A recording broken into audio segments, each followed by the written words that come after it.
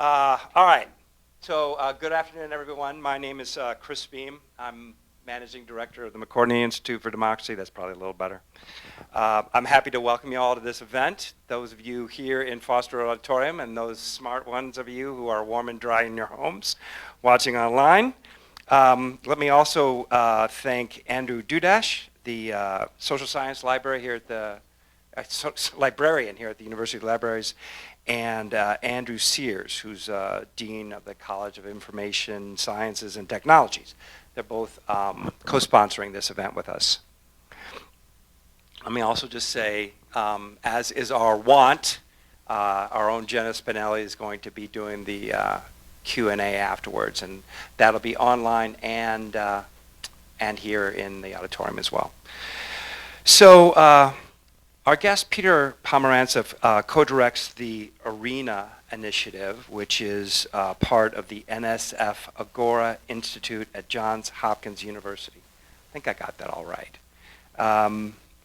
The ARENA Institute works on issues of misinformation, especially online, and it looks for ways to kind of mitigate some of the negative effects of that misinformation.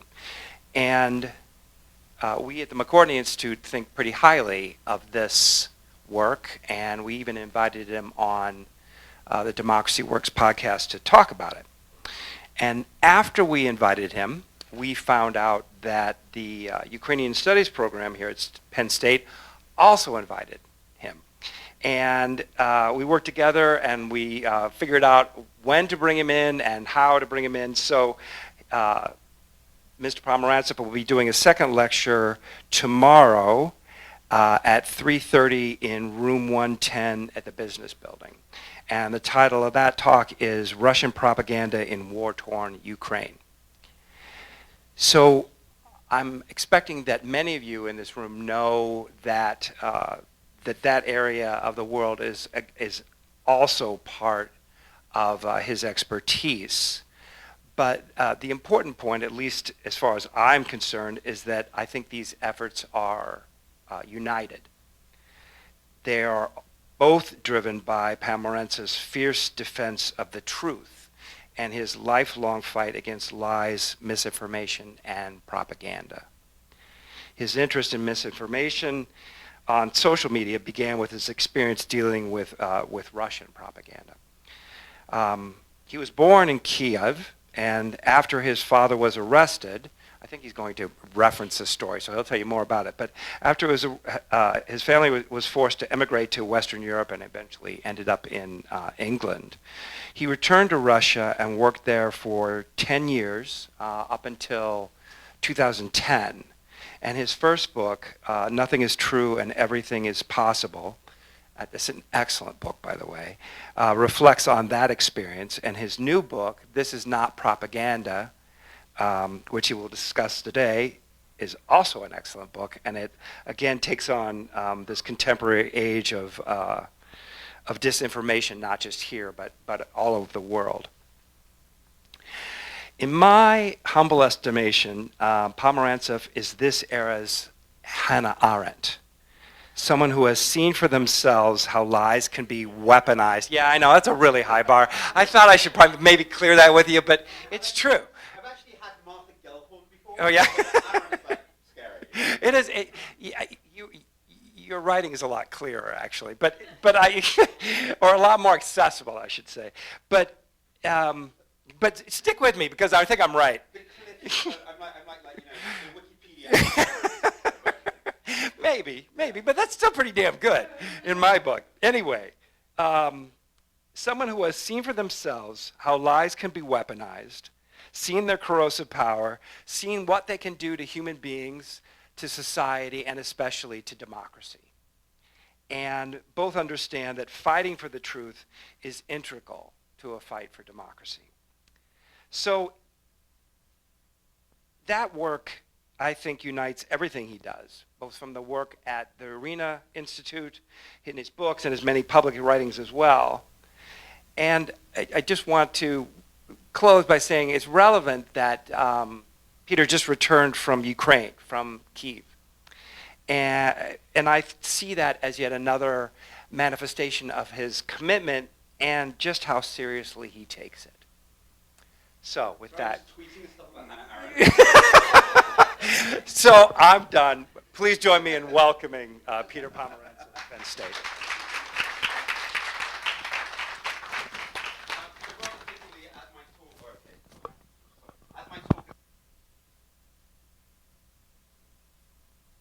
Tell me where I can charge my phone. It's about to die, and I've got lots of calls afterwards that I need to take straight away.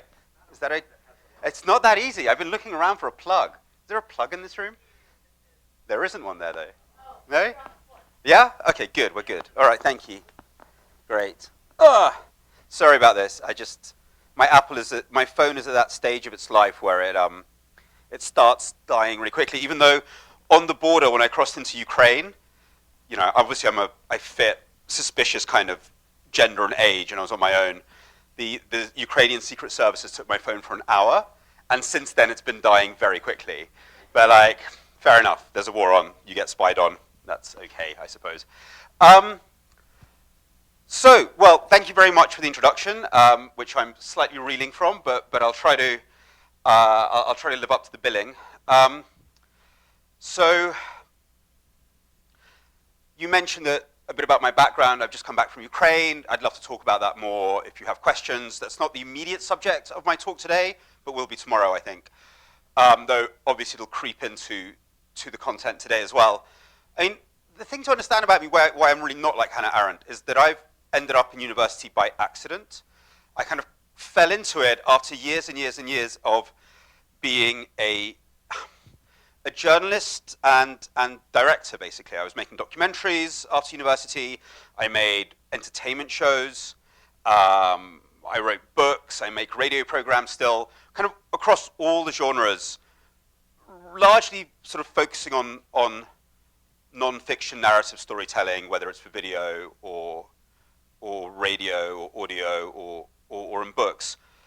But at one point I basically found that the truth wasn't getting through, and that I might be sort of very happy with what I've written or put together, and I might be getting awards for it, and everything is going swimmingly, and I go to parties in North London, and I don't know, the Upper West Side, and everything's great, but actually I'm in a bubble, and it's a systemic crisis that me and all my friends are all in a bubble, and we're not doing anything to get out of it.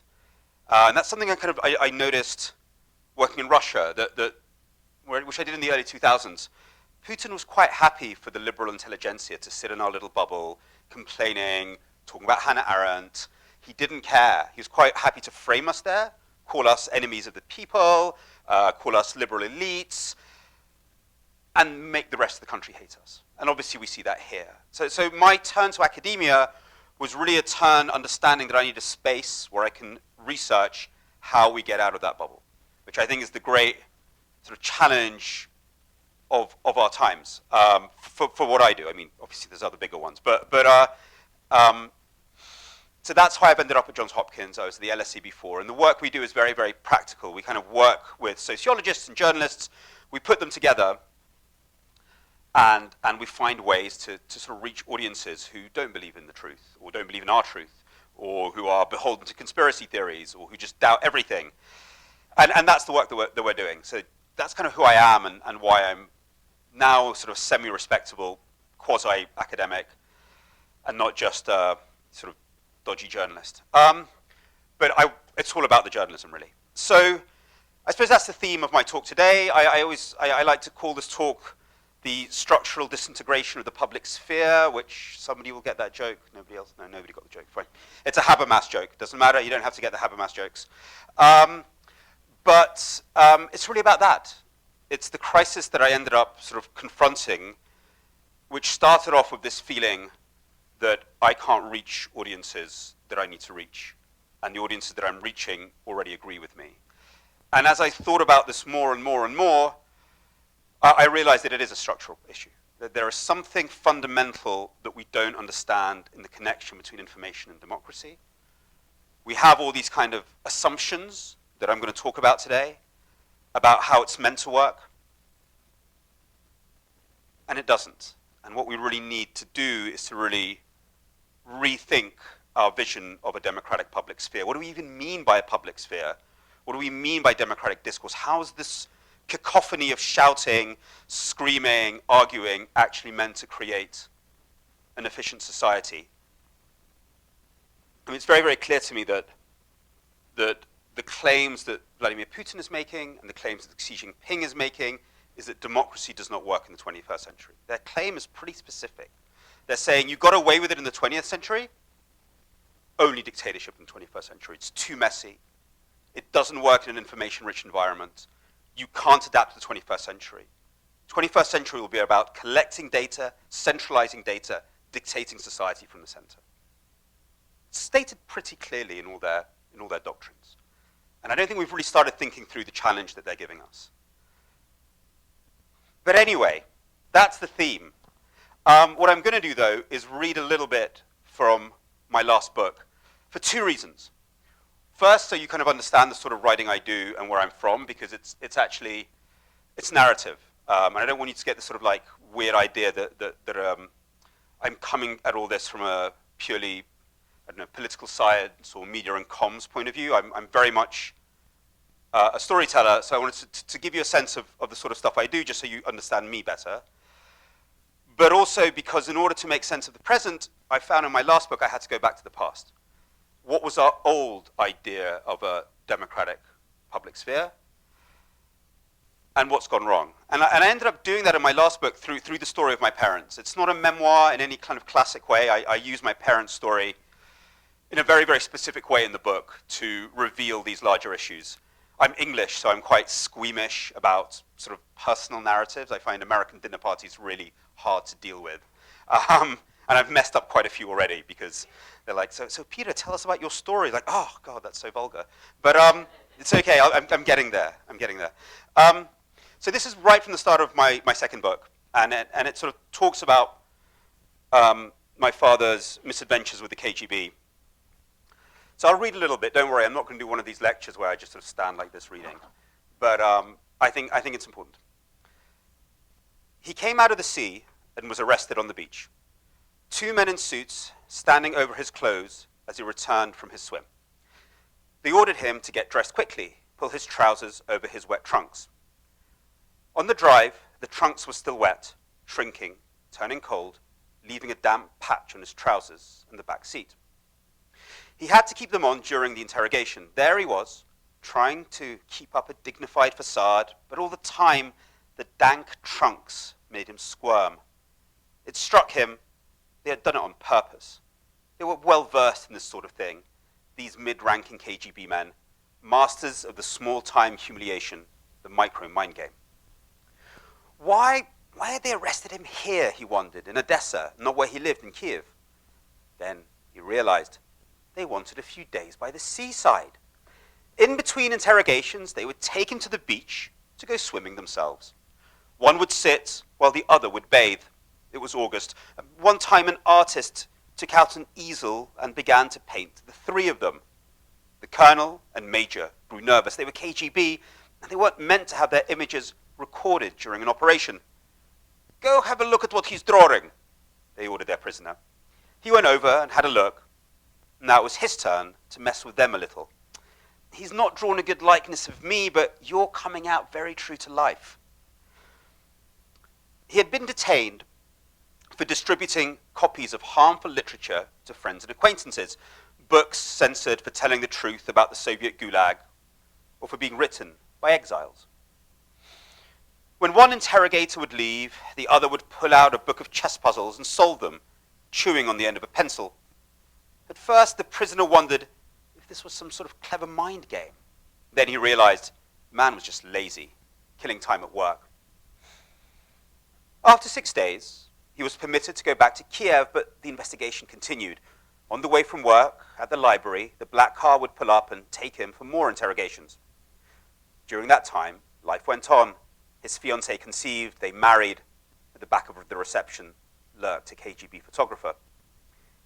He moved in with his wife's family in a flat opposite the Golosievsky Park, where his father-in-law had put up a palace of cages for his dozens of canaries, an aviary of throbbing feathers dancing against the backdrop of the park. Every time the doorbell rang, he would start, scared it was the KGB, and would begin burning anything incriminating. Letters, articles, lists of arrests. The canaries would beat their wings in a panic-stricken flutter. Each morning, he rose at dawn, gently turned the Spadola radio to on, pushed the dial to shortwave, wiggled, waved the antenna to dispel the fog of jamming, climbed on chairs and tables to get the best reception, steering the dial in an acoustic slalom between transmissions of East German pop and Soviet military bands, pressing his ear tight to the speaker, and through the hiss and crackle, making his way to the magical words, "This is London, this is Washington." He was listening for news about arrests. The net closed around his circle. Grisha was taken to the woods and roughed up. Olga was accused of being a prostitute and, to make the point, was locked up in a VD clinic with actual prostitutes. Geli was taken to remand prison and refused treatment for so long that he went and died. Everyone prepared for the worst. His mother-in-law taught him a secret code based on sausages. If I bring sausages sliced right to left, it means we've been able to get out news of your arrest to the West, and it's been broadcast on the radio. If I slice them left to right, it means we failed. It sounds like something out of an old joke or a bad film, but it's nevertheless true, he would write later. When the KGB come at dawn and you mumble drowsily, "Who's there?" they often shout, "Telegram." You proceed in semi-sleep, trying not to wake up too much so you can still go back to a snug dream. "One moment," you moan, pull on the nearest trousers, dig out some change to pay the messenger, open the door. And the most painful part is not that they have come for you or that they have got you up so early, but that you, like some small boy, fell for the lie about delivering a telegram. You squeeze in your hot palm the suddenly sweaty change, holding back tears of humiliation. At 8 a.m. on 30th September 1977, in between interrogations, their child was born. My grandmother wanted me to be called Pinchas after her grandfather. My parents wanted Theodore. I ended up being named Pyotr, the first of several renegotiations of my name. 40 years have passed since my parents were pursued by the KGB for the simple right to read, to write, to listen to what they chose to, and say what they wanted. Today, the world they hoped for, in which censorship would fall like the Berlin Wall, can seem much closer.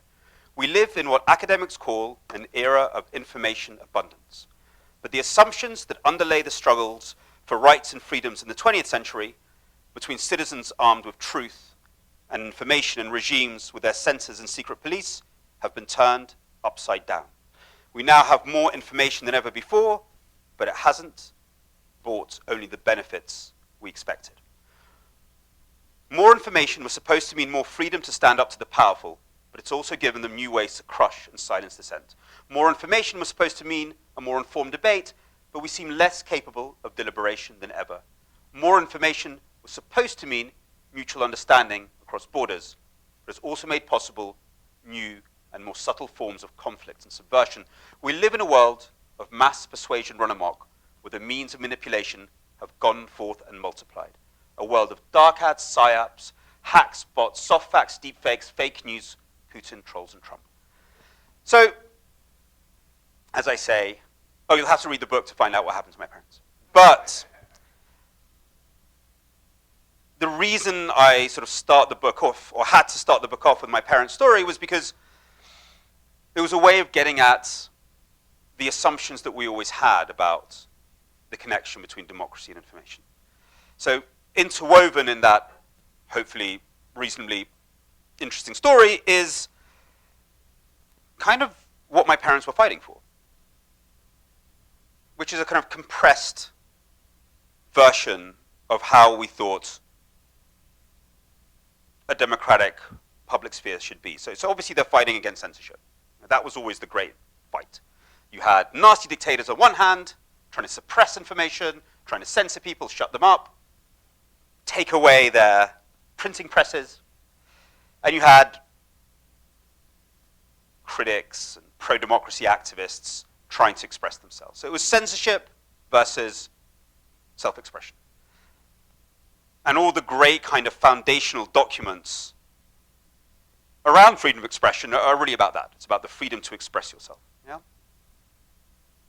Article 19 of the Declaration of Human Rights is all about the right to express and receive information. But there's also other stuff sort of wrapped up in that little story. So my father listening to the radio, he's living in a world in the Soviet Union where there's I don't know, people will correct me, but a very limited number of TV channels and radios and newspapers, all of which are state-controlled. So there's this real desire to get other sources of information. And the shortwave radio becomes, your sort of like, I don't know, like a space-traveling thing that can take you somewhere else.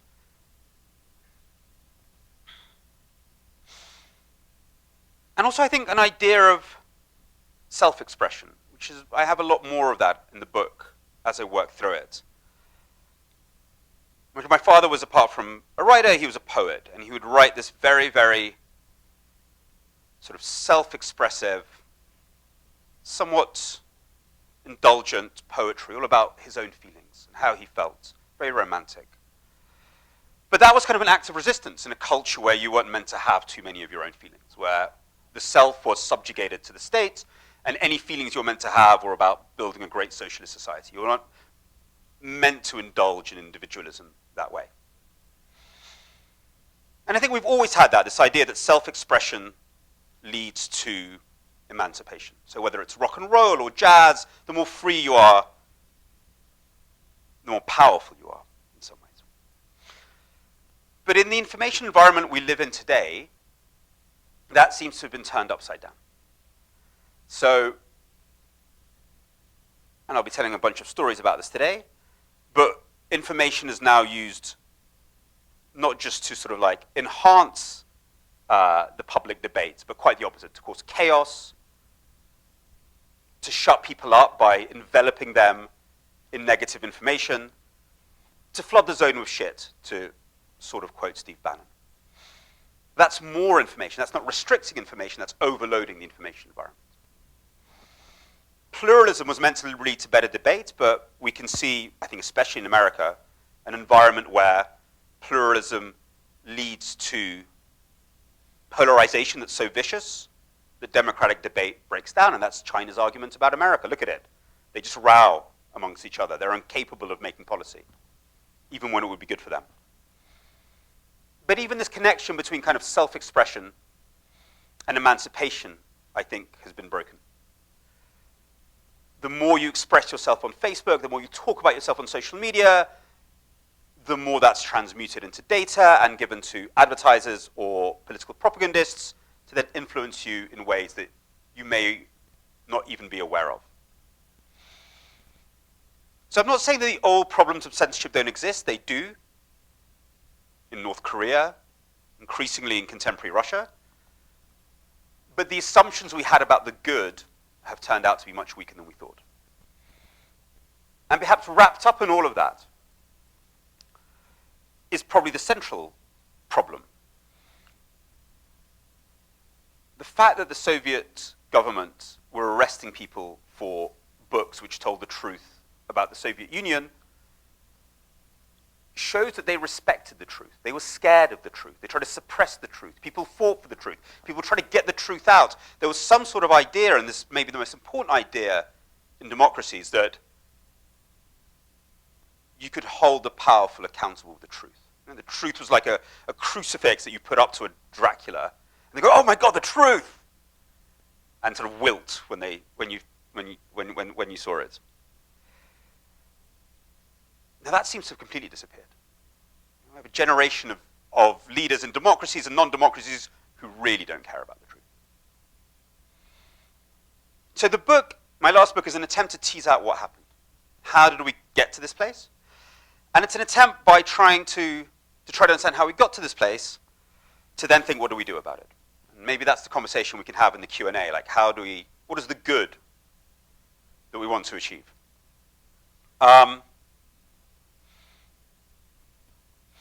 So some of the reasons are technological. In the book, I tell the story of Maria Ressa. Do you all know who Maria Ressa is? You should by now. When I wrote about her, not very many people knew about her outside this journalistic community. Now she won the Nobel Peace Prize a few months ago.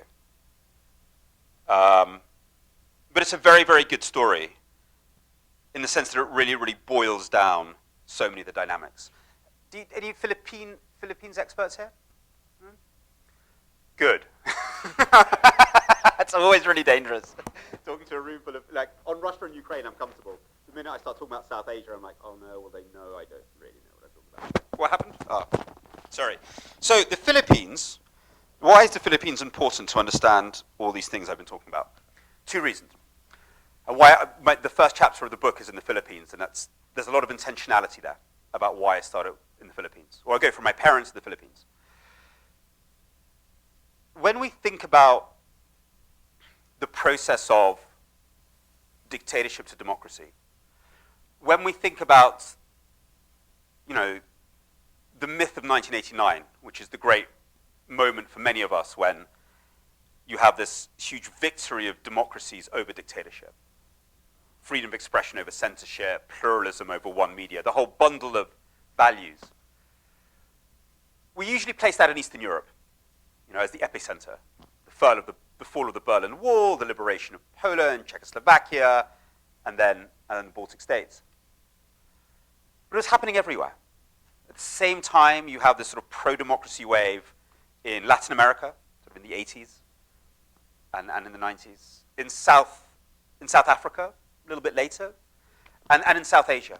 And in many ways, I feel that the first great people-powered revolution of that period is in the Philippines, in Manila, in 1986, I think, when you have this huge people-powered revolution against the military dictator Marcos, who was US-backed. So this isn't even about Soviet Union versus US, it's about democracy versus dictatorship. Maria Ressa came to covering the Philippines a little bit later as a journalist. But the story she was trying to tell about South Asia, and she became the head of the CNN bureau in South Asia, was really about a region transforming from dictatorship to democracy. The Philippines was first, and then other countries followed. And then she went on, she was Filipino-American. She became very romantic about the Philippines, very romantic about the process, the potential of the internet to democratize societies, and she created this very, very successful online news site called Rappler in the Philippines. Full of the enthusiasm that people had about the internet at that time. It's meant to be a new kind of news resource where people contributed their own stories, where they shared their needs and journalists would respond. I mean, almost the news as a social service and a community that helped each other out as well as providing good information. The whole idea of the wisdom of crowds through the internet. And really their kind of, Rappler's success was really predicated on the rise of a new politician called Rodrigo Duterte, who was an outsider politician, so he wasn't on TV as much as he would want to be, but he wanted to run for president. And so he was one of the first to be kind of a Facebook candidate in the Philippines. And Rappler would do these online debates, and he would be the only senior politician running for president that would come. And they had this moment of kind of like rising together, this social media candidate and this social media news agency. So Duterte was a funny bloke. He was the mayor of a town in the south of the Philippines, and he was known for his foul mouth. I mean, he would make Donald Trump blush. I mean, really foul mouth. A lot of misogynistic jokes, a lot of dirty jokes. But, his whole thing was he was against the elite. He was against the people in the capital. He was the outsider. He was on social media rather than on TV. And he was really good at clearing up drug crime. That was his big policy. And that's what he'd done in his hometown in quite brutal ways. Cutting a long story short, he wins the election, largely on this kind of like drug crime, busting drug crime, war on drugs policy, but also because he's an outsider and it's kind of an outsider moment. This is just before Trump's election. This is 2016. Duterte is kind of pre-echoes Trump. But once he's in power, he starts doing terrible things. He has vigilantes riding through the streets of Manila, shooting at anybody who happens to live in a slum that looks slightly the wrong way. This is war on drugs. It's just this mass extrajudicial killings. Bodies start to pile up in the slums of Manila. Amnesty International calls it a human rights catastrophe. Thousands are killed. Rappler start writing about it, very bravely, criticizing him. And suddenly their online community, which they'd fostered with such love, starts to change. They have all these kind of weird voices in it going, why are you guys against our president? You guys are traitors. You're fake news. And first they don't pay much attention to it, but it grows, and they can see how the atmosphere in their community is changing. Then all across the internet, they suddenly find their journalists under attack. Really in quite intentional ways, undermining their reputation, calling them foreign agents, smearing them, intimidating them. And it gets pretty bad. There's like hundreds and hundreds of messages coming into their private emails, into their SMSs, just sort of infestation of nastiness and aggression. And it has an effect. You know, as the journalists walk down the street, or in the case of Manila, through the malls, there are no streets in Manila, it's just malls, people start screaming at them. Why are you guys against our president? He's doing such great things. Their advertisers start to retreat. Advertisers are like, we don't want to touch you guys. You guys are like, you're controversial. All gets very, very nasty. They start getting death threats. People on their board start resigning. And then, as is often the case in slightly corrupt countries, they have all these tax cases suddenly opened against them. All of them get thrown out, but that's the way governments often attack independent media in these countries. They find something in the taxes and try to go after that. The media might well find themselves innocent if the courts are just, but there'll be another case and another case and another case, and it's to wear you down, and it's very expensive to go up against in court. Things are reaching a real crisis point, psychologically and also financially. So Maria and her team kind of sit down and say, okay, are these attacks organic? I mean, who's doing this? Why are they so angry at us? And they start kind of deconstructing the lines of attack against them. And the first thing they start thinking about is a bit weird, is that there's all these K-pop, Korean pop stars who are leading the attacks on social media against them. They start phoning up the agents of the Korean pop stars. Like, why are these Korean pop stars attacking, with huge followings? Korean pop stars are big in South Asia, like really big. Why are these Korean pop star accounts attacking us in the Philippines? And it turns out these aren't real accounts. Somebody has engineered these accounts, made them look like Korean pop stars to get lots of following, and then weaponized them against Rappler. That's quite easy to catch. That's a simple fake account to sleuth out. Then there are other accounts who are really leading the charge, coordinating these attacks on them. They seem to be real people. And they're not like obvious fake accounts, which say, I don't know, Tom12345667. You know that's fake. These are real people who look like real people with real biographies, with real sort of personal biogs and places where they work. But again, they start investigating them. They start phoning up these places of work, and it turns out, no, these people don't actually exist. And it slowly dawns on them that this is actually a coordinated attack. It's not organic. Somebody's doing this and planting this on purpose. And as they dig further and further, they start to look at how these attacks are happening. So you can sort of follow this in internet analytics, and they're not happening slowly the way an organic attack would. They're peaking very fast and stopping, peaking very fast and stopping, which is a sign that somebody's designing them.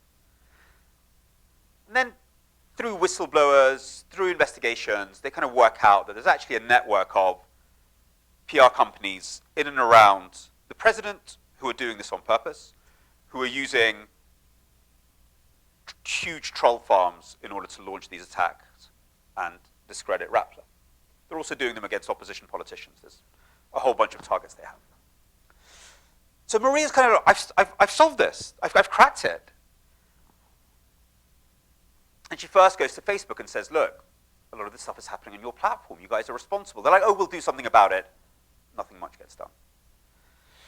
But then she kind of turns to public opinion and says, look, this is a form of censorship. We're under attack. We're being stifled this way. And the spokespeople of the government, their various outriders in the media, say, no, this is freedom of speech. No one's censoring you. This is more information. You guys wanted more information. You're pro-democracy. We live in a marketplace of ideas. More information means the best information will come to the top. And obviously, this is being said with a lot of cynicism and a kind of a leer to a certain extent. But they're right. You know, as I mentioned previously, there's nothing in the Declaration of Human Rights about disinformation. It's not a category. It doesn't exist. There's no one to sue. You can't take them to court for too much information. So Maria her travails continue. I was meant to appear with her at South by Southwest last week, or the week before last, and she couldn't make it. You know, the government wouldn't let her out of the country. Every time she wants to go outside the Philippines, she needs the government's permission, because she has all these tax cases against her.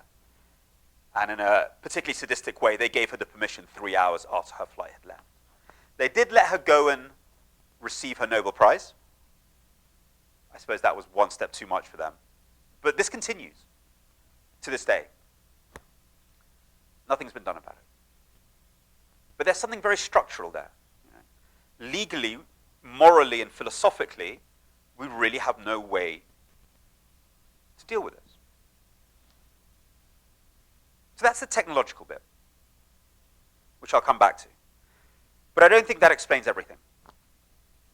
As I mentioned, my first book, Nothing is True and Everything is Possible, was about Russia. And I already saw a lot of the things that we talked about, especially this idea that truth doesn't matter, that truth has no value, manifests itself there. And even though that process has been made worse by the internet, I already saw it playing out on legacy media. And I think to understand that, we have to marry the technological crisis with a broader kind of political and cultural crisis.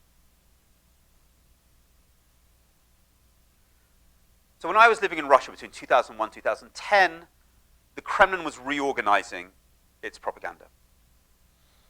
They were moving away from a Soviet model where they try to kind of insist on a higher communist truth. They knew the truth.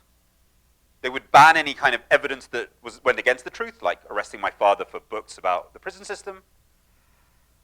And they would insist that you had to agree with that truth, that the Communist Party was right, that it was leading the country to a better future, that the ideal socialist utopia was around the corner. Now, everyone knew that their truths were lies, and I think that worked against them. You know, there was this credibility gap in all of the late Soviet period between the regime and people's experiences. They knew that they weren't heading to a socialist utopia. So in that competition for truth, they ended up losing. When I lived in Russia, the Kremlin wasn't trying to do truth anymore. They had inherited this very cynical population. And like all good propagandists, they worked with that cynicism. So instead of saying, we know the highest truth, they just say, no, there is no truth. Everybody's lying. We're lying. The Americans are lying. We do propaganda. The Americans do propaganda. What's the difference? I was there in the aftermath of Iraq. It was a very easy argument to make. So you work with people's cynicisms. You don't try to insist that you know a higher truth. You make them doubt everything. That's the title of my book. Now, I suppose in Russia there were specific reasons why that worked so well, but I've seen it rolled out country after country after country. And it makes sense. If you're a propagandist, you can't control the information environment. You can't control it in a democracy. You can't control it in a dictatorship. You can't control it in a democracy. And so you see doubts instead. Now, every time Donald Trump, and I am taking no position on Donald Trump, whether he's good or bad, I'm just sort of relaying his narrative strategies. He'd do this all the time. It's like, well, I just don't know. You just don't know what happened to Hunter Biden's laptop. Well, you don't know. And that was his favorite, just like, And if you watch Fox News or Kremlin TV channels, it's very, very similar. It's just undermine faith in the other side. often with very good arguments, you know. Watching Kremlin propaganda or Sean Hannity is very, very similar. You know, the Kremlin propaganda will undermine your faith in the BBC or CNN, and Sean Hannity will do that to CBS. Often, they don't have to lie. They often do it very well. But the end point is, and here's a better version of how you get to the truth, the conclusion always is, you'll never find the truth. We live in a world where you can trust no one, and what replaces kind of ideology and truth is a conspiratorial worldview. Conspiracy replaces ideology. Yes, there's no clear idea about democratic capitalism or communism. There's no kind of normative debate between big ideas. But there is a conspiratorial worldview. The conspiracy is always changing, both in Russia and in America. You know, here it moves from Pizzagate to QAnon to the election was stolen. It doesn't matter. All that matters is this conspiratorial worldview. In Russia as well, it's constantly moving, constantly developing. The most famous TV show host in Russia, political TV show host in Russia, Dmitry Kiselyov, his catchphrase is, a coincidence? I don't think so. And he'll just take any story and turn it into a conspiracy theory. It's actually quite darkly balletic the way he can do that. And conspiracy theories, in that they replace ideology, serve a lot of its functions. They create group identity, a sense of us versus them. They explain the world in certain ways. They make you feel kind of clever if you're in on the conspiracy.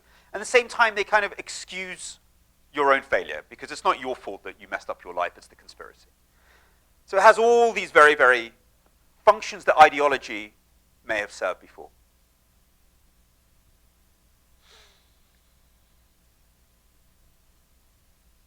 Now, I keep on thinking, why has truth disappeared so effectively in that context? Why did we, as audiences, give up on the truth and let it be replaced with doubts and conspiracy thinking instead? And I think it might actually be very, very related to a change in the value of truth from the ideologies that we used to debate about in the 20th century and this new world where conspiracy theories have replaced ideology. So what do I mean? Going back to my parents' world, it's a competition between two systems, between democratic capitalism and communism. Each of them is essentially an enlightenment system that is trying to make a claim about the future that they're going to achieve. Yeah? We're going to get to socialist utopia, or we're going to get to globalized capitalism. But they're deeply, at their essence, they claim to be rational systems based on, in communism's case, science, or in the case of democratic capitalism, some sort of idea about a rational enlightenment subject. And they have a place where they're going. And in that system, the truth matters as a value, because you've got to prove that you're getting there. So thus the communists are constantly trying to prove they're achieving their utopia. They lie all the time, but they try to make their lies sound like truth, or have the veneer of truth. They quote statistics about how great the Soviet economic system is, even when it's nonsense. So what am I getting to? That the value of truth in a certain political discourse is tied to an idea of a rational future. As long as you have a rational future you're getting to, you need facts to prove that you're getting there.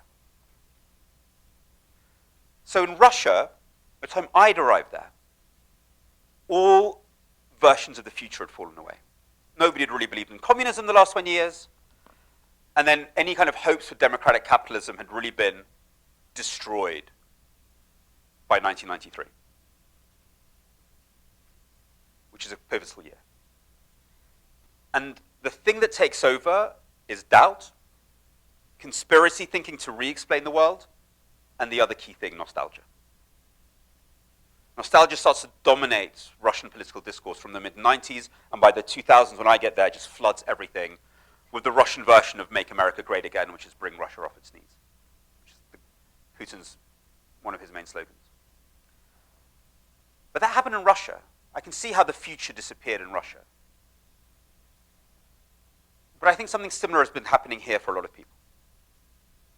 Maybe not for the people here or in this room, because you're all, very smart and privileged and have a great future, but for the many people who don't. I think 2008 is a pivotal moment, and the financial crash, and the sense for many, many millions of people in the West that there isn't a bright future for them, and their kids are going to be poorer than them, and they don't have a stake in the happy, globalized future that we kind of grew up with as a given, certainly when I was at university.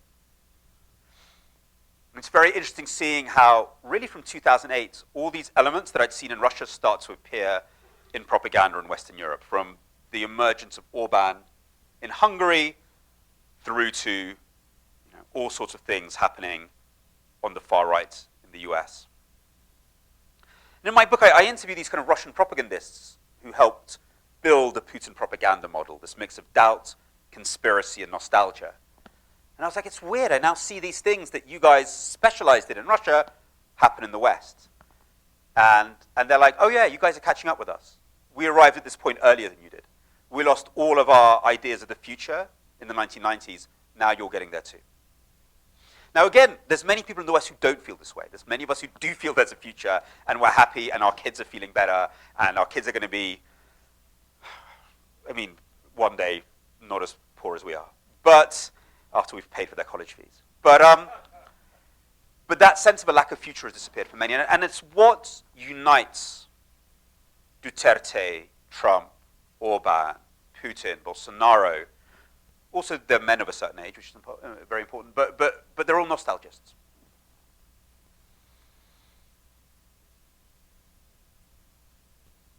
So these two things, one of them technological, the other one cultural, political. We could think about how they come together and how they feed into each other. I'll leave you with one little place where I think they do. Because I think these two things are actually feeding each other all the time, and we could think about how they do that. How does the cultural and the political feed the technological and the other way around? But something I noticed in COVID very much,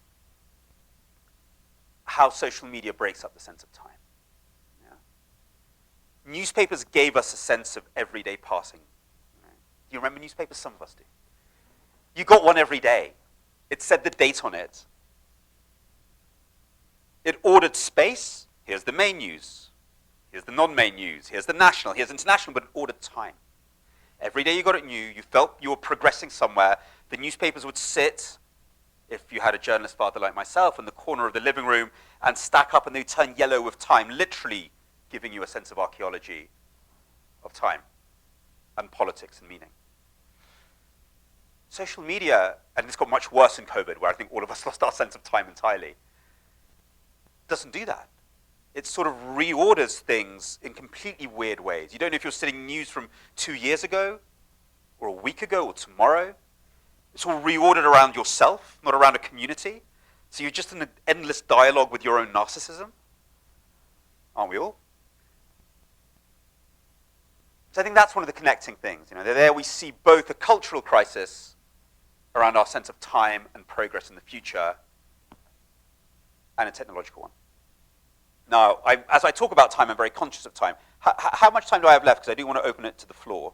Maybe 5 minutes. Okay, so the solution's in 5 minutes. I like that. So the solutions is what I work on. The book actually parks itself as like, here is the crisis, and then hints at a solution.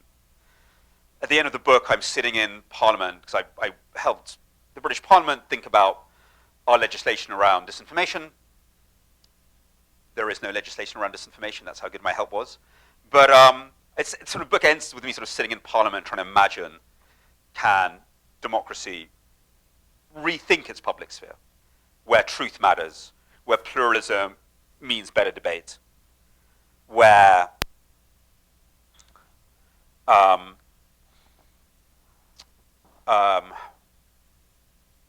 self-expression isn't in denial of, doesn't undermine you. So I think there's 3 things for us to think about, and then we can maybe talk about them. So one of them is, I do think there's a regulatory piece. So I was talking about it with one of the classes earlier today, so I'm sorry if I'm repeating myself. there's a lot of attempts to sort of regulate content on the internet. There's so much disinformation. There's all these attacks on Maria Ressa, for example. We've got to go after every piece of content and take it down. Now, I would love to, when I see my relatives, I'm not going to use the word in-laws, I'm going to use the word relatives, post something really, really stupid about the war in Ukraine, the Russian invasion in Ukraine, on Facebook, I'd love to call up Facebook and go, my relative has said something wrong and stupid. Can you take it down? Which is what you do with a TV channel. With a regulator, we have regulators around television in England, and you do here as well. They're just not around news, but they do exist. I mean, you can do that. You can make a complaint, and the TV channel will do something about it. But the idea that you could regulate pieces of content on the internet when billions are being produced with every, I don't know, is it minute, hour? It's absurd. We're making this mistake of taking our broadcast ideas of content regulation and moving them to the internet. So taking down every time Maria Ressa is attacked and taking down every tweet just will never happen. It's impossible. And I think a blind alley. And a lot of the early legislation around disinformation has been around that. However, we can think about these things as systems. We can think, are the platforms making it easy to create these fake campaigns? Are they making it easy to create a whole network of false accounts that you push disinformation or disinformation through? We can think about, are there algorithms boosting this sort of content and drowning out others? For that, you need oversight of how the platforms are run. At the moment, they mark their own homework, and that's not good enough. That means understanding how the systems are put together, what safeguards they're taking against these sort of campaigns, and so on and so forth. I think there's a very clean principle that you can apply here, which is actually in line with freedom of expression. Because remember, when Maria Ressa says, I'm under attack, the response is, no, you're not, this is freedom of expression. But freedom of expression isn't just the right to impart information, it's also the right to receive information. And we forget about that bit. And at the moment, I as a citizen, or you as a citizen, when we go online, we don't understand very much about the information that we see. We don't understand who's behind it. We don't understand how much money they've paid for it. We don't understand why it's being targeted at us and not the person next to us. We don't understand how the information is arranged. We don't understand why Facebook shows us one thing and not another. So I'm not a lawyer, as you can probably tell. But I think you can be consistent with the ideals of freedom of expression. You don't have to invent new laws. You can follow these laws to their conclusion and say, we need that information. We're weirdly living, despite the abundance of information, a new kind of censorship where we don't understand how that information is arranged. So that's the regulatory piece. And once you have that oversight, first as a citizen, you're more empowered because you'll understand who's trying to influence you and how, so you can respond to it. We can also start putting more norms in place about what we think is legitimate and illegitimate use of technology. So that's the regulatory piece. I'll zip through the other two. The other one is designing new online spaces. So it's bizarre that 3 or 4 social media companies dominate our online space. We should be designing new ones where people do listen to each other, where people can trust each other, where people can find common solutions to things together.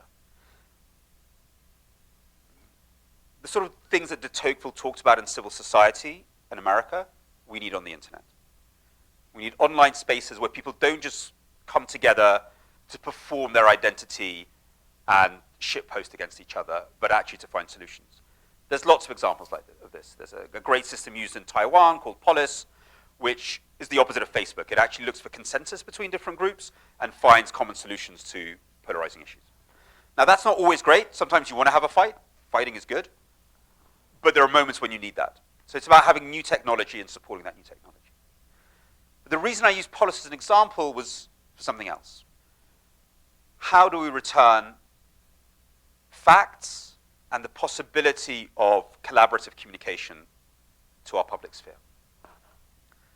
You can do that through better design, but I also think we need a new generation of media whose job it is to get up in the morning and go, how do I reach people who have lost doubts in all types of facts because of propaganda campaigns? How do we penetrate people who believe in conspiracy theories and reach them? And I think that's brought me full circle, because that's what I started talking about right at the start. And that's what we're doing at Arena, and many other people are as well.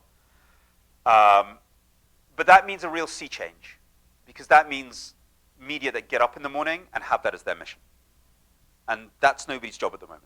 At the moment, your job is to find your audience and polarize the hell out of it. That is what every audience and business consultant will tell you in media. Find your niche, build their identity. No one will say it out loud, make them hate the other identity. That's the business logic. And we're completely locked into it. And we've done projects with some of the biggest newspapers in the world who will tell us, we understand what you're trying to do, but we have to follow the ad tech logic. And therefore the most polarizing content, the one which is most controversial, that beats up on the other political side, is what will help us survive. And we're locked in that. So that'll be a huge sea change, to have a whole kind of generation of civic media whose job it is to do that. 5 minutes, done. Great. Thank you.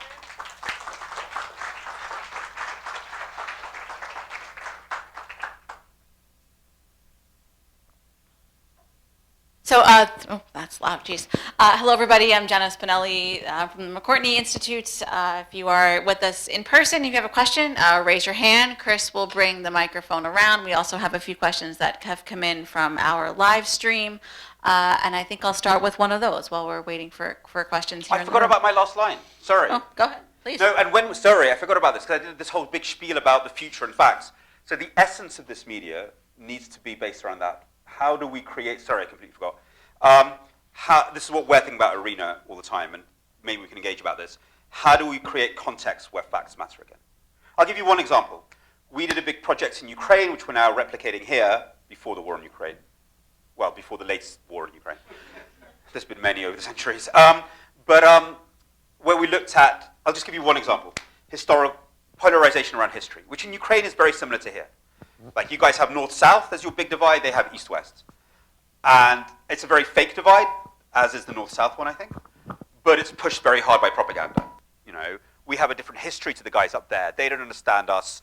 They want to pull down our statues. So in eastern Ukraine, it was always, we have Lenin statues. The evil people in the West want to pull down our Lenin statues.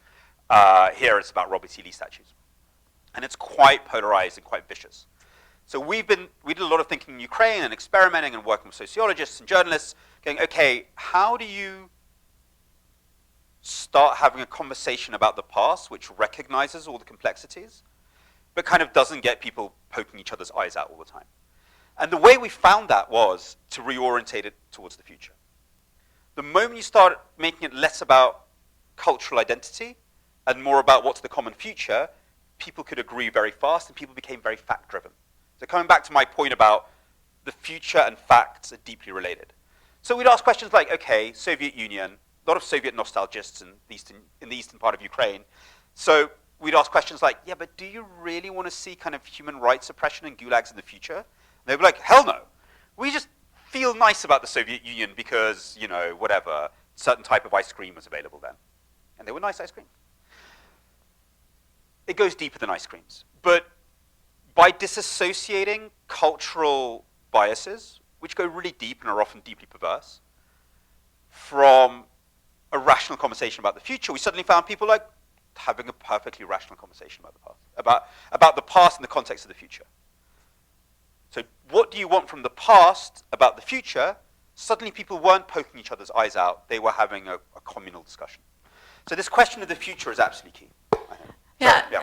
And that actually gets to a question we had come in online about fact checking. So I think in the post 2016 era here in America, we saw organizations crop up to help news consumers in various ways assess, you know, the truth and the facts of the stories and content they were consuming.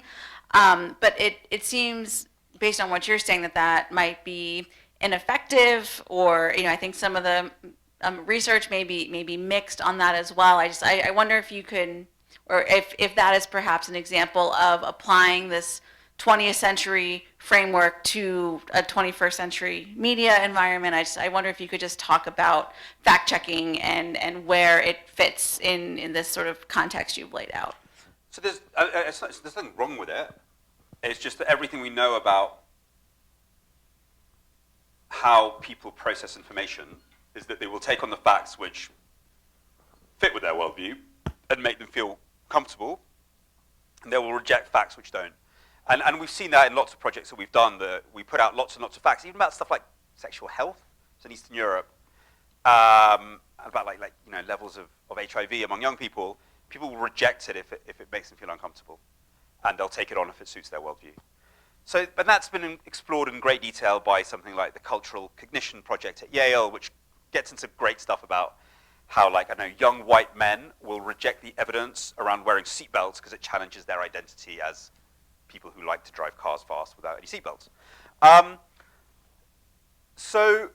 I'll tell you something about fact checking. There's a chapter in my book. It became very small, but it was very meaningful to me. About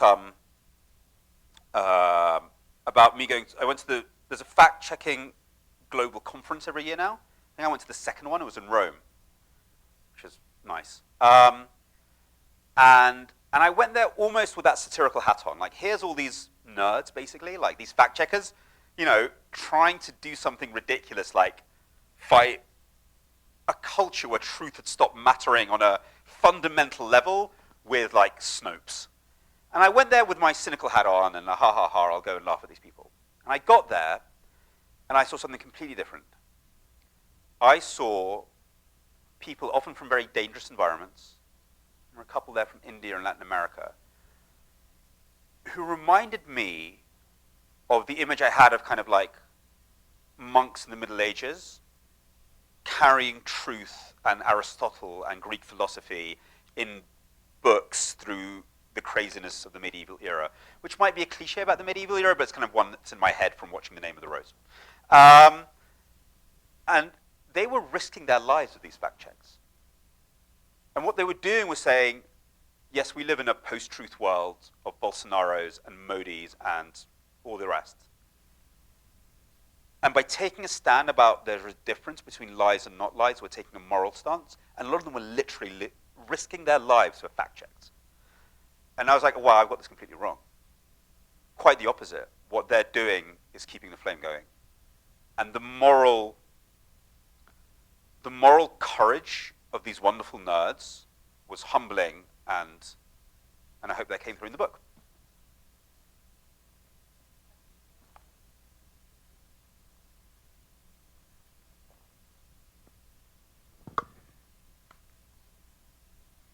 When you're talking about truth and you're talking about the dissemination of ideas, the existing social media platforms are existentially large now. Now, I don't know how easy it would be to have a competitor, to establish a competitor with the kind of scale that could do that.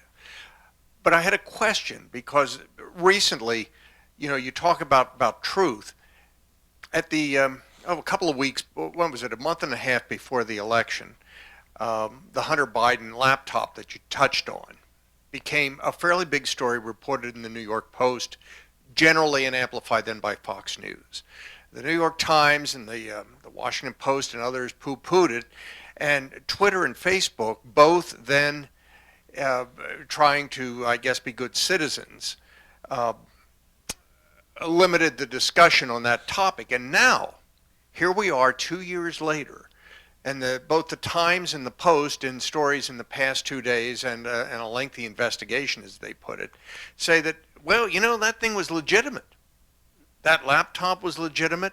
So the question is, essentially, by asking social media platforms to, if you will, police what at one point becomes disinformation or a lie or a conspiracy, in some cases, could it not, at some point, be the truth? I'm very glad someone asked that question because it gets into a larger one. So I don't think any of this is about the truth. So when we're talking about the public sphere, which I've invoked a few times, and democratic discourse, when we're trying to kind of burrow through to what it actually means, truth is actually just a symptom rather than a cause. So for us to have a society where we can listen to each other, debate, come to conclusions, accept defeat, make mistakes, move on, this whole kind of like democratic package, which I think is really being challenged in a very concerted way by dictatorships.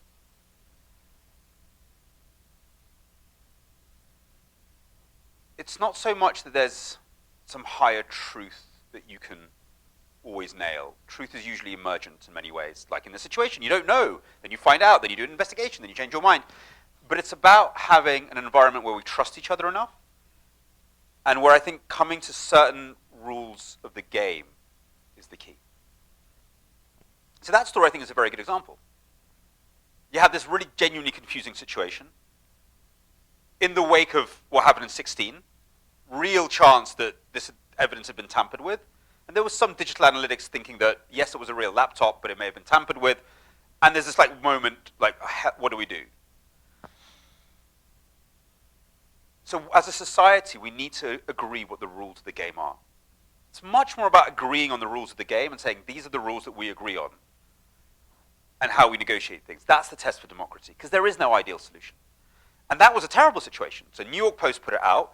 Twitter and Facebook made this completely arbitrary decision to just slap this story and not a million other stories. It looks terrible. It's horrible. So as a society, we need to come to some sort of set of rules that we agree on are the right process for this. That was really an example of a society unable to agree on what the rules are, and then it being left to the social media companies, and they make political decisions based on panic attacks. Largely because they thought Biden would win, I think, and they were worried that they could have harder regulation down the line.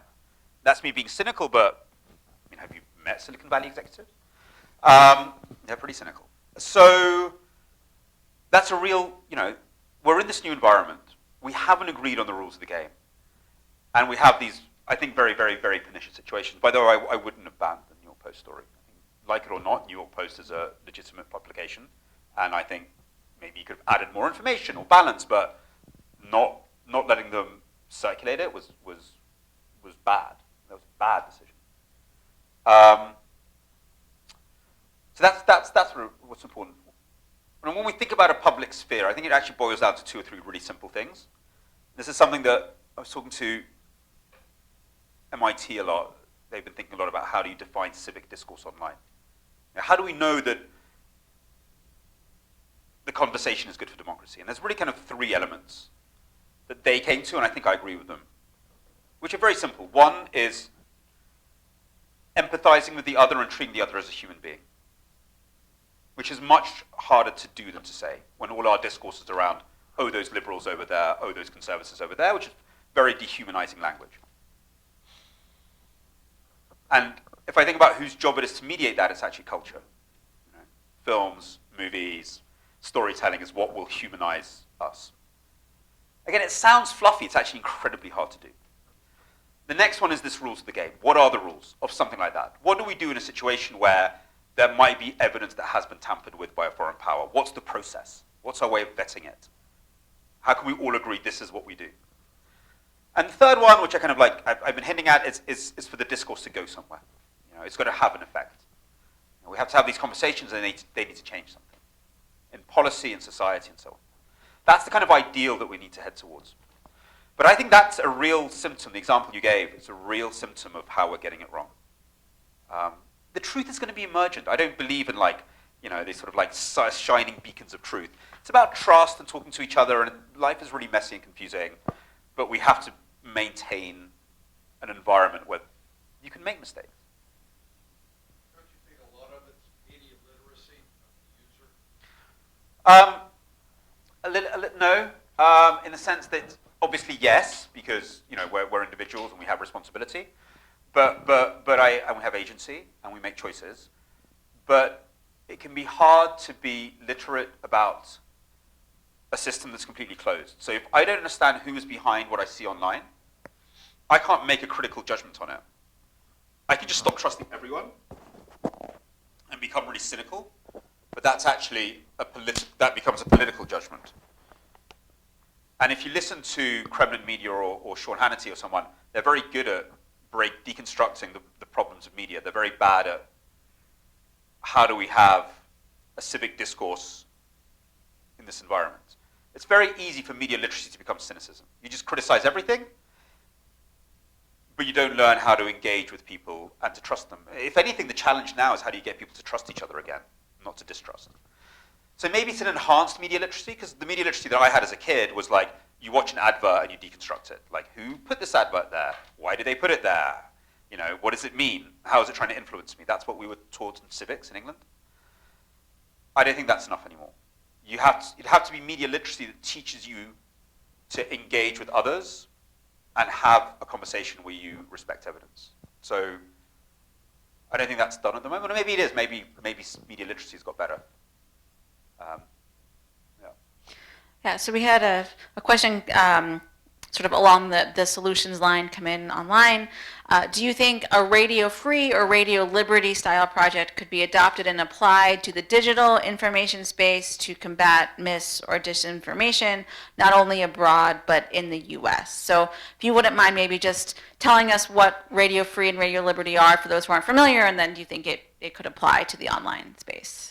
So in the Cold War, I mean, it's a very interesting history, and actually there's a lot of it in my book, because my father works at Radio Free Europe, so I have a lot of the history of it in the book. But I won't get into the grotty CIA-driven history. But from the 70s and 80s, one of the good things that America does in the Cold War, did a lot of bad things, did some good things too, was kind of support independent journalists from dictatorships. And it gives them, sorry, I'm struggling with this mic. And it sort of creates a bunch of language services in Russian and Ukrainian and Czechoslovak, I think at the time. No, there was a Slovak service and a Czech service, sorry. In all the languages from the sort of countries under Soviet oppression. And it kind of gives jobs to all these exiled journalists and writers, and they can beam back into their own countries. And there really was very little editorial control. So it was funded by the US Congress, but the people running it were often American journalists, and it was, you know, not less independent than the BBC World Service, but clearly with a political agenda. I mean, they weren't doing this to US allies. But beyond that, they kind of let people get on with it. And it was probably quite effective. It's very hard to measure audiences in dictatorships at that point. I mean, they were trying to do polling it's quite clever how they did polling. They'd wait for people to come on like the odd shopping trip to the West. Some people, you know, very controlled groups were allowed out of the Soviet Union to the West. And then they'd sort of approach them in shopping malls and do these kind of on-the-fly surveys, seeing how many had heard of Radio Liberty. That was their way of trying to gauge how many people were listening to it. It's kind of very, very elaborate polling in a way and quite clever. But we know that at the end of the 80s, like something like 30, 40% were. Things were more open by then. It was huge. Really huge. At one point, it was like the most popular stuff inside of the Soviet Union, right at the end. So the more freedom there was, the more people were interested in it. And what it really did do, though, was create the idea of an alternative. I think in that sense, it was definitely important. It said, look, there was an alternative Russia. Russia doesn't have to be that way. It kept the flame going that there could be a democratic Russia. And almost in that realm of ideas, its influence was vast. Because it was exiles. It was people from there. It wasn't like, hi, we're the British telling you the truth. It was like Russians saying, there is a different Russia. One of the sad things was that it was massively defunded after the end of the Cold War. One of the many mistakes that we made. But it's still going. It does exist in a digital sphere. It still has like, I think, 10, 15% of people listen to it. Maybe, I can't remember the figures offhand, but it's still a decent amount, and it's shot up during the war because the remaining Russian independent media has been switched off, and so Radio Liberty always gets a spike at that point.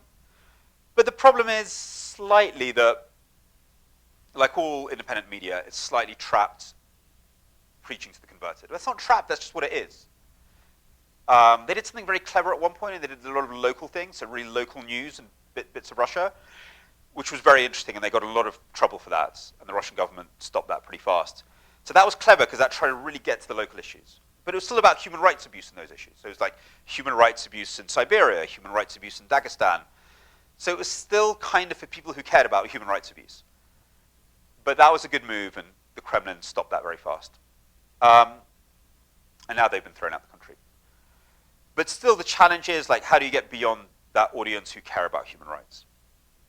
And for that, you have to be much cleverer. I mean, let's take right now in Russia. In Russia, we're all asking the question, what percentage of Russians are for and against the war? And we know, like, the polling is nonsense, but even through more clever polling, which can give you answers without asking people directly about the war, you'll ask them, like, which TV host do you like? And that can be a proxy for, like, where you stand on the war. It's still around, like, 15% are strongly against the war, 10% don't like it but are scared, 20% are just really sad, and 40% are like, yay, let's go kill some Ukrainians. So if you look at that dynamic, which I think a lot of media do, that gives you one map. I wouldn't look at that. I wouldn't be asking that question at all, because I kind of know the answer to that. It's the people who are always liberal are the ones who are against the war. I would be asking the question, or questions around, how do you feel about Russia being isolated from the West? Because that's Putin's big gamble, that Russians will be happy to be isolated. And at the moment, there's obviously a patriotic moment that always happens when a war starts, but 3 months from now, when Russians suddenly realize that not only is Russia not going to the World Cup, they can't watch the World Cup. Now that is going to be a crisis. So I wouldn't even be asking about the war. I know the answer about that. I want to ask about how many Russians are unhappy about isolation. And again, you can't ask that directly, so you'd have to find very clever ways of asking it. And then I think you would find that if 15% are against the war, 50% are upset about isolation, if not more. I think Putin is massively miscalculating and doesn't know his own people, just like he doesn't know Ukrainians. And then I would be thinking, how do you do media for them? But that's not the way, I don't think that's how Radio Free Europe would ever approach it. They'd start off with the current affairs political bit. I'd start off with the big cultural issue. So that would be the limitation. Okay. I'm at one more question and a shorter answer. Yeah. Oh yeah, I can do that. I can tweet the answer. So I have a question about the use of emotion, and to what extent, the media relies increasingly on communicating truth via provoking some kind of emotional experience in either the viewer, the listener, or what have, or the reader.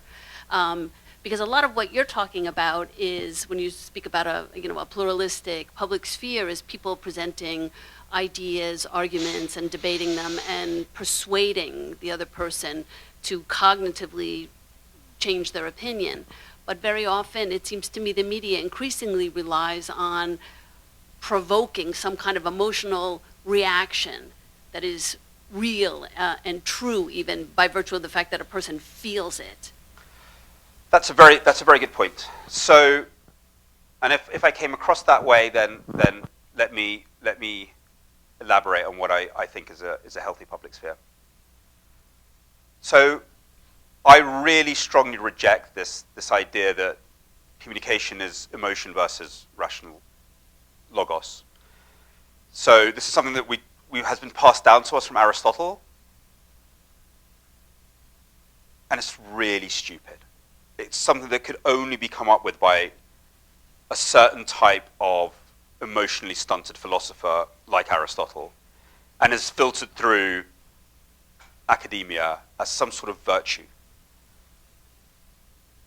Now, I mentioned that the base thing for a public sphere is humanizing each other. That's all about emotion. And one of my favorite lessons that I give at Hopkins is showing Diane Arbus's photos, the great photos about the Great Depression, of people suffering the Great Depression, which was sponsored by FDR's government in order to enable the New Deal.